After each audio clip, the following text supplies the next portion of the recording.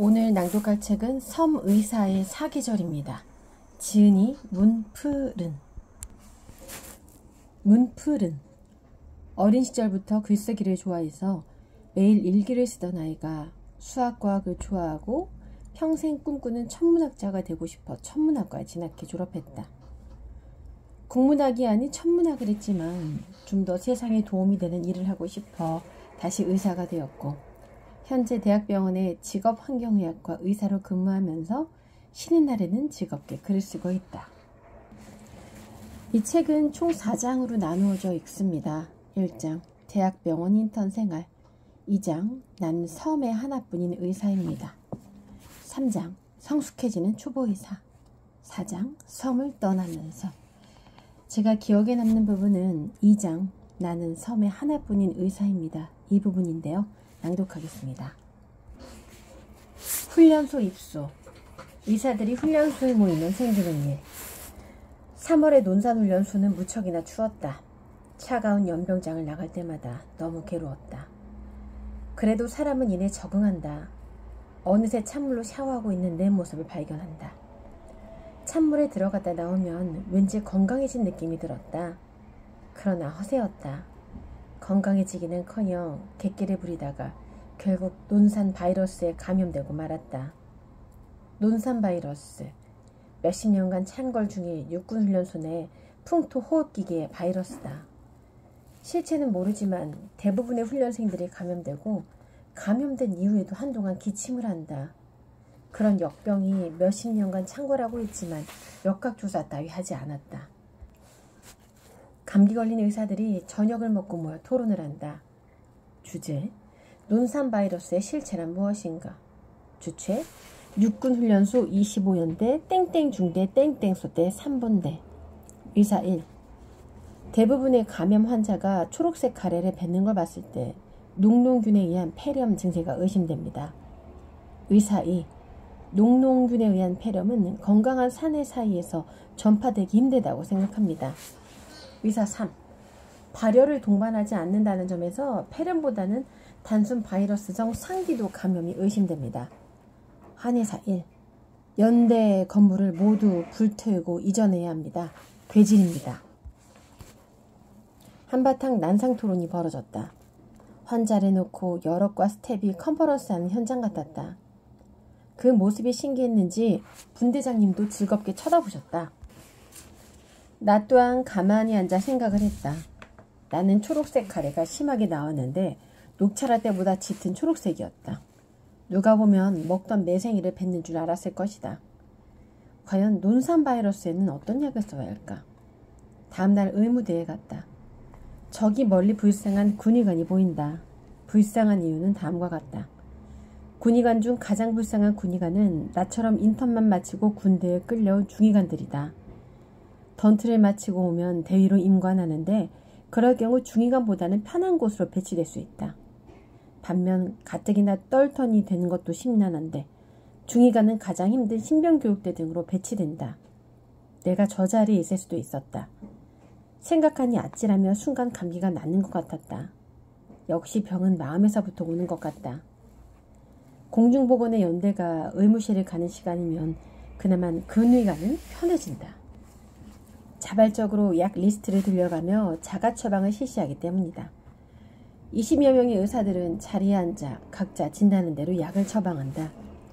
옆 한의사가 자기에게 처방을 해달라고 부탁한다. 나는 논산 바이러스가 있다고 생각했다. 바이러스라면 거담제약 기침약, 이브프로펜 정도면 될 것 같았다. 혹시 몰라 일주일간은 일반적인 항생제와 함께 먹어보기로 했다. 초록색 가래를 보고 녹농균을 의심한 선생님은 퀴놀로를 처방했고 3세대 세파계열 약을 처방한 선생님도 있었다. 결과는 어땠을까? 소용없었다.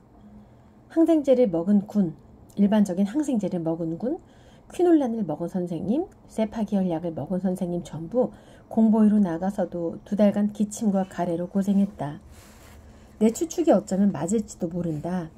어떤 항생제로도 죽지 않는 그 미생물체는 몇십 년간 반복된 항생제 투여 집단군에서 강력한 항생제 내성균으로 살아남았거나 아니면 대한민국 논산시 연무읍 태생의 논산 바이러스가 분명하다. 역학조사가 절실하다.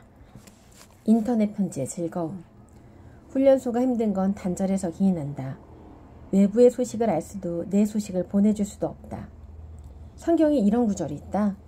물을 찍어 내 혀를 서늘하게 하소서. 지옥불에 떨어진 죄인이 신에게 물 한 방울만 떨어뜨려 달라고 읍수하는 장면이다. 내게도 신이 있다면 여자친구의 소식을 알려달라고 싶었다. 다행히 나는 2주 만에 여자친구 소식을 들을 수 있었다. 그녀는 매일같이 본인의 이야기와 함께 사랑한다는 편지를 보내주었다. 오늘은 수간호사가 덜 괴롭히더라. 예전에 같이 수술방에서 키득대던 순간이 그립더라는 내용이었다. 매일같이 보내주는 편지 덕분에 반복되는 훈련도 견딜만 했지만 떨어져 있는 거리만큼 그리움의 깊이도 깊어졌다. 우리는 형태가 달라졌지만 2월의 펜팔 관계로 잠시 회귀했다. 내 편지는 그녀의 인터넷 편지가 7개쯤 쌓였을 때 비로소 도착했지만 그 사이 용케 여자친구는 나의 마음을 알아채고 관련 답변을 써서 보내주었다. 그 편지가 없었다면 훈련소 생활이 정말 힘들었을 것 같다. 퇴소날이 되었다. 무사히 훈련을 마치고 사회로 나가는 시간이다. 멀리서 부모님도 오셨다. 분대원들의 아내와 여자친구들도 왔다. 내심 기대는 했지만 그녀가 올 수 없음을 누구보다 잘 알고 있었다. 아니었다. 나는 쥐뿔도 몰랐다. 그녀는 내 퇴소날을 위해 4월의 스케줄을 조정했다. 하루라도 쉬고 싶었을 텐데 그날들을 다른 사람에게 양보하며 내 퇴소날만을 사수하고 있었다. 나는 나대로, 그녀는 그녀대로 전투 중이었다. 모든 행사가 끝나고 부모님 앞으로 다가간다. 아까부터 모든 분대원들의 시선을 집중시킨 하얀 원피스의 여성을 나도 슬쩍 보았다. 흰 원피스가 눈에 띄어서 쳐다본 거지 절대 마음이 있어서 본 것이 아니었다. 왜냐하면 나는 시력이 안 좋기 때문이다. 부모님이 고생했다며 나를 안으신다. 흰 원피스를 입은 여성이 다가오고 있었다. 오빠, 흰 원피스의 그녀가 나에게 인사할 줄은 몰랐다. 여자친구였다. 그녀는 부모님이 오실 줄 몰랐는지 잠시 당황하더니 이내 스스로를 소개했다. 가슴이 뛰었다. 천사 같은 여자친구가 차디찬 스탠드에 몇 시간을 앉아 날 기다렸을 생각을 하니 마음이 아팠다. 남자답게 껴안고 토닥토닥 두드려주고 싶었지만 그렇게 되면 부모님과의 포옹이 얼마나 무미건조했는지 드러나고 말 것이다. 그녀를 안고 온기를 느끼고 싶었지만 꾹 참았다.